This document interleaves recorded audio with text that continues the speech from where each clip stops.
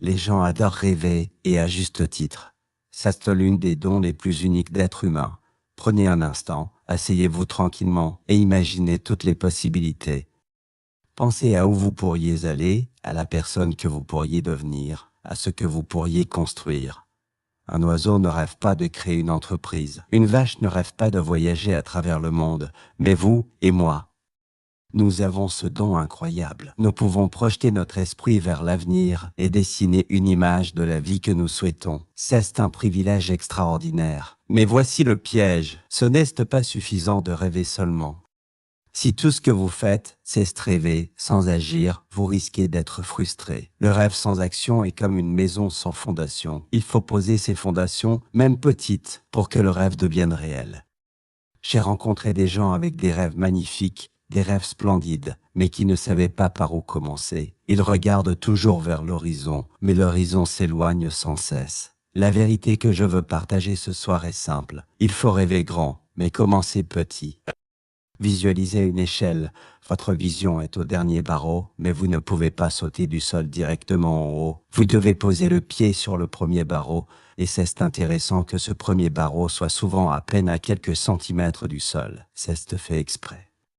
La vie ne vous demande jamais de faire un saut gigantesque tout de suite. Elle vous invite à commencer là où vous êtes, avec ce que vous avez, et à faire le prochain petit pas. La métaphore de l'échelle est commencer petit. Imaginez une échelle où en haut se trouve la vision de là où vous voulez aller. Mais ce que beaucoup oublient, c'est ce qu'on ne peut pas sauter du sol directement au dernier barreau. Il faut commencer par le premier. Et ce premier barreau est souvent très proche du sol, parfois à quelques centimètres seulement. Cela est fait exprès. La vie ne vous demande pas de réaliser un grand exploit immédiatement. Elle vous invite à commencer exactement là où vous êtes, avec ce que vous avez sous la main. Puis, à faire ce pas, aussi petit soit-il, vers l'avant. Cette méthode est tellement puissante parce qu'elle enlève la pression immense de devoir réussir tout de suite. Au lieu de cela, elle vous guide doucement, étape par étape. Chaque petit pas compte et construit la base pour les suivants. Il s'agit de construire une habitude, une discipline, une habitude de progresser petit à petit. Sans cela, l'objectif final semble insurmontable et la peur peut prendre le dessus. L'idée de commencer petit n'enlève rien à la grandeur de votre rêve. Au contraire, elle vous donne la meilleure chance d'y arriver, car chaque grand accomplissement est le résultat d'une série infinie de petites actions. En gardant cette perspective, vous vous concentrez sur le présent tout en avançant dans la bonne direction. Histoire personnelle de Jim Rohn et les débuts modestes. Quand j'étais jeune, j'avais de grands rêves. Je voulais la richesse, je voulais l'influence. Je voulais la liberté, ce style de vie que je voyais chez les autres. Mais le problème, c'était que je ne savais pas par où commencer. Puis j'ai rencontré un homme nommé Earl Schoff, que j'appelais Monsieur Schoff. L'une des premières choses qu'il m'a dites fut « Jim, la plus grande valeur du futur, c'est ce qu'il peut être conçu, mais il faut commencer maintenant. Et il faut commencer petit. » Ce conseil a complètement changé ma vie. À ce moment-là, j'étais fauché. Je ne réussissais pas à régler mes dettes et j'avais plus de moi que d'argent. Mais Monsieur Schoff m'a appris à ne pas maudire les petits débuts. Il disait « Ne méprise jamais les petites étapes, car c'est là que commence le miracle. » Et il avait raison. Quand on regarde la vie, tout grand projet commence souvent par quelque chose de simple, d'irrésistant. Une idée, un premier dollar économisé, un petit mouvement vers l'avant. Ce n'est pas spectaculaire, mais c'est essentiel. Cela m'a rappelé une question simple. Comment mange-on un éléphant, une bouchée à la fois, et comment court-on un marathon, un pas à la fois? Les rêves, les succès, la transformation, tout cela ne se fait pas en un jour, mais par des petites actions répétées avec constance. L'importance de la constance dans les petits pas, ce qui fait vraiment la différence, ce n'est pas de faire une petite chose une seule fois, mais de la répéter encore et encore. La constance est la clé. N'importe qui peut faire un petit pas une fois, mais c'est la répétition qui crée le succès. Monsieur Schoff m'a dit un jour, ce qui est facile à faire est aussi facile à ne pas faire. Et c'est là que se trouve la ligne de séparation entre ceux qui réussissent et ceux qui abandonnent. Il est très facile de sauter ce petit pas. Il est facile de se dire « je commencerai demain ». Et puis demain devient la semaine prochaine, et la semaine prochaine devient l'année prochaine. Avant qu'on ne s'en rende compte, le rêve cesse d'envoler parce qu'on a refusé de commencer petit. Si vous avez un grand rêve, et j'espère que c'est le cas, votre défi est d'identifier ce premier petit pas et de le faire aujourd'hui. Peut-être que votre petit pas cesse d'économiser $1 au lieu de le dépenser.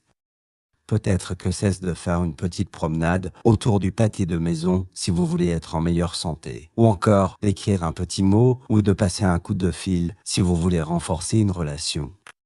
Ce petit pas peuvent sembler insignifiants seuls, mais ensemble, ils commencent à changer votre vie de façon profonde.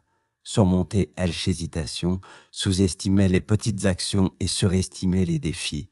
Nombreux sont ceux qui ne commencent jamais, même avec un rêve grand et clair. Pourquoi ?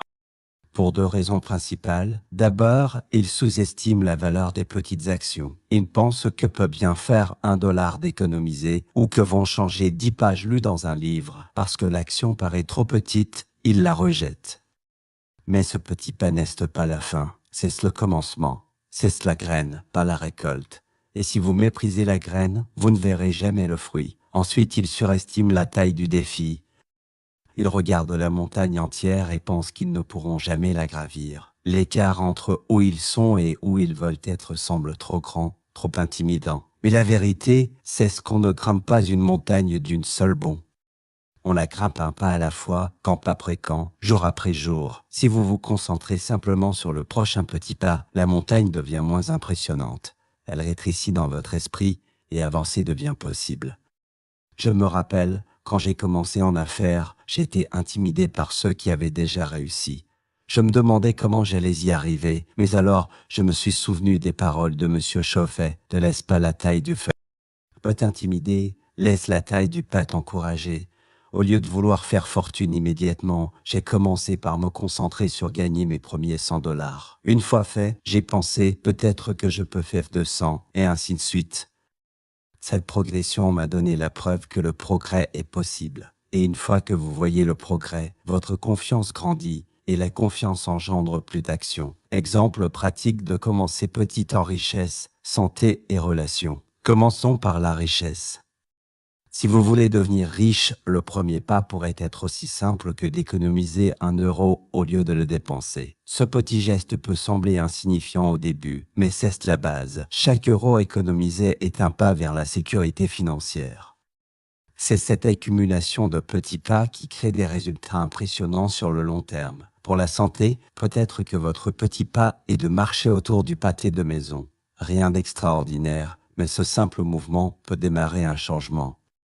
Une marche régulière, aussi petite soit-elle, aide à construire une meilleure condition physique. Cette habitude peut ensuite s'étendre à courir, faire de l'exercice ou adopter une alimentation plus saine. En ce qui concerne les relations, un petit pas pourrait être d'écrire une note ou de passer un appel à une personne chère. Parfois, ce sont ces petits gestes qui nourrissent un lien, renforcent la confiance et construisent une communication plus profonde. Une relation forte ne naît pas du hasard, elle se construit avec des actions régulières, même discrètes. Ce sont tous des exemples concrets où commencer petit mène à un grand changement. Ce petit pas ensemble construisent la discipline, créent un élan et renforcent la croyance que les progrès sont possibles, même lorsque le chemin semble long. Le pouvoir transformateur du progrès et de l'élan, ce qui distingue ceux qui réussissent, c'est la capacité à faire ces petits pas encore et encore. Le progrès constant crée un élan et cet élan transforme tout. Une fois que vous commencez à voir les premiers résultats, votre motivation grandit naturellement. Ce n'est plus un effort exigeant, mais un mouvement qui s'accélère. L'élan produit une sorte de magie. Une fois que vous avez un élan, vous voulez continuer à avancer. Les petites victoires s'additionnent pour créer un sentiment de confiance en soi et de possibilité. Vous passez de « est-ce que je peux vraiment faire ça ?» Ah oui, je peux le faire. Cet effet cumulatif est puissant dans tous les domaines de la vie. Que vous travaillez sur votre santé, vos finances ou vos relations, chaque action répétée construit cet élan. Et lorsque cet élan est en marche, l'effort paraît moins ardu. Ce qui semblait difficile au début devient bientôt plus facile. C'est pourquoi la constance est si cruciale. Faire quelque chose une fois ne suffit pas, Mais répéter cette chose, jour après jour, construit cette force invisible. Et cette force est ce qui transforme un rêve distant en réalité tangible. Le rôle de la discipline comme code du succès. La discipline est ce qui relie chaque petite étape entre elles jusqu'à ce qu'elle devienne quelque chose de significatif. C'est le pont entre la pensée et l'accomplissement. Sans discipline, vos petits pas restent isolés, sans créer de véritables changements. Mais avec elle, ces pas deviennent un chemin clair vers le succès. Au début, je pensais que la discipline était une charge, une contrainte, quelque chose qui limitait la liberté. Mais j'ai découvert la vérité, la discipline est la clé de la liberté. Sans discipline, nous sommes esclaves de nos humeurs, de nos envies, de nos impulsions. Avec la discipline, nous prenons le contrôle, nous devenons maîtres de notre destin. La discipline ne signifie pas punition. Ce n'est pas faire des choses héroïques ou dramatiques, mais simplement faire ce qu'il faut quand il le faut, de manière constante. J'ai appris que les objectifs que nous nous fixons ne valent rien sans la discipline. Un objectif sans discipline n'est qu'un souhait. Vous pouvez souhaiter être en bonne santé, mais sans discipline pour l'exercice et la nutrition, rien ne changera. Vous pouvez souhaiter être riche, mais sans la discipline pour gagner, économiser et investir, vous ne verrez pas de résultats. La discipline est le moteur qui transforme vos rêves en réalité. Et la discipline a ce pouvoir de s'auto-renforcer, comme un capital qui accumule des intérêts. Sauter un entraînement rend la prochaine séance plus difficile, mais en faire un rend la suivante plus facile. C'est la loi de l'élan. Une fois que vous avez pris l'élan, même si l'effort semblait dur au départ, il devient presque naturel. Discipline vs motivation, formation d'habitude et construction du caractère. La motivation peut vous lancer sur la voie, mais c'est la discipline qui vous fait avancer chaque jour. Personne ne se sent motivé tous les jours, mais la discipline ne vous demande pas si vous en avez envie ou non, elle vous pousse à agir quoi qu'il arrive. Une fois que la discipline est pratiquée régulièrement, elle devient une habitude, et une habitude bien ancrée est automatique. Imaginez la liberté d'avoir des habitudes saines qui tournent en pilote automatique, des habitudes de santé, d'apprentissage, de productivité, de gentillesse. C'est cela que la discipline fait son travail. Mais la discipline n'est pas seulement une question de résultat. Elle construit le caractère, et c'est ce caractère qui vous soutient lorsque le chemin devient difficile. Le succès n'est jamais linéaire. Il y aura des jours où vous aurez envie d'abandonner, où les progrès vous sembleront invisibles. C'est justement dans ces moments que la discipline vous dit « fais-le quand même ». Vous savez combien il est facile de trouver des excuses. Je commencerai demain, mais demain arrive rarement. Alors la discipline doit être plus forte que vos émotions. Elle crée une routine sur laquelle vos sentiments peuvent s'appuyer, et tôt ou tard, vos sentiments suivront la discipline. Cette force intérieure issue de la discipline vous permet de rester dans la course, même quand ce n'est pas facile. C'est la différence entre ceux qui réussissent et ceux qui échouent. Le temps comme multiplicateur et l'importance de la patience. Le temps est l'environnement dans lequel tous nos efforts se déroulent. Il est le sol fertile où poussent nos actions disciplinées. Vous ne pouvez pas accélérer la récolte comme on ne plante pas un arbre le matin pour le voir prêt le soir. Tout ce qui a de la valeur demande du temps. J'ai longtemps été impatient, voulant tout et tout de suite. Mais Monsieur Chef m'a appris que tout ce qui compte vraiment prend du temps. Un enfant ne devient pas adulte du jour au lendemain. Un arbre ne pousse pas jusqu'au ciel en une semaine. Le succès ne débarque pas en une seule saison. Il est le fruit d'un processus long, parfois invisible, mais irréversible quand on reste constant. Le défi, c'est ce que le temps passe, que nous en soyons conscients ou non. 5 ans peuvent s'écouler très vite. La question est, où serez-vous dans 5 ans? Au même endroit ou 5 années en avance. Tout dépend des petits pas que vous faites aujourd'hui. Un jour, j'ai demandé à un homme où il se voyait dans 10 ans. Il m'a répondu, eh bien, à peu près au même endroit qu'aujourd'hui. Je lui ai dit, vous venez de prédire votre propre avenir. C'est le danger de ne pas utiliser le temps à bon escient. Mais il y a une opportunité énorme en cela. Si vous décidez de lire, de grandir, d'économiser ou de faire de l'exercice, dans 10 ans, vous serez presque méconnaissable. Vous serez une toute autre personne, façonnée par la somme des petits pas. Le temps magnifie la discipline. C'est un allié incroyable quand on le respecte. Supposons que vous lisiez 10 pages par jour. Ça semble peu, mais en un an, cela représente plus de 3650 pages, soit environ une douzaine de livres.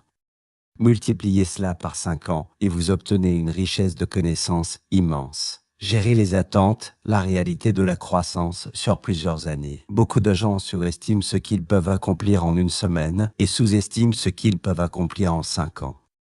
Quand les changements majeurs ne se produisent pas instantanément, ils se découragent et abandonnent. Mais si seulement ils restaient constants, les résultats s'additionneraient et se multiplieraient. C'est comme un fermier qui plante au printemps, entretient sa culture en été, récolte en automne et se repose en hiver. C'est la cadence de la vie, on ne peut pas changer les saisons, mais on peut changer soi-même.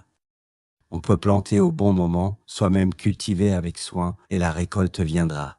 Le temps est neutre, il travaille pour vous ou contre vous, selon votre discipline. Ignorez vos responsabilités aujourd'hui, et les conséquences apparaîtront plus tard. Sautez une séance de sport une fois, rien ne se passe. Mangez mal un jour, pas de changement immédiat, mais négligez ces petits efforts sur le long terme et vous verrez leurs effets exploser. Ainsi, la question est simple, laisserez-vous le temps multiplier votre négligence ou multiplierez-vous avec patience vos efforts disciplinés? Car les années passent, que vous vouliez ou non. Un jeune homme m'a un jour dit qu'il ne voulait pas passer 5 ans à construire son entreprise. Je lui ai demandé, quel âge auras-tu dans 5 ans si tu ne la construis pas? Il a répondu, le même. Je lui ai dit, exact, le temps passera de toute façon, alors pourquoi ne pas être 5 ans en avance? Ce changement de perspective peut tout transformer. Savoir que le temps passe absolument, à vous de décider si vous voulez avancer avec lui ou rester immobile. Application du principe dans tous les domaines de la vie. Le principe de rêver grand et de commencer petit ne s'applique pas seulement à l'âge ou aux affaires. Il s'applique à tous les aspects de la vie, la santé, les relations, le leadership, la contribution. Le succès n'est pas réservé à une seule catégorie, c'est une façon de vivre.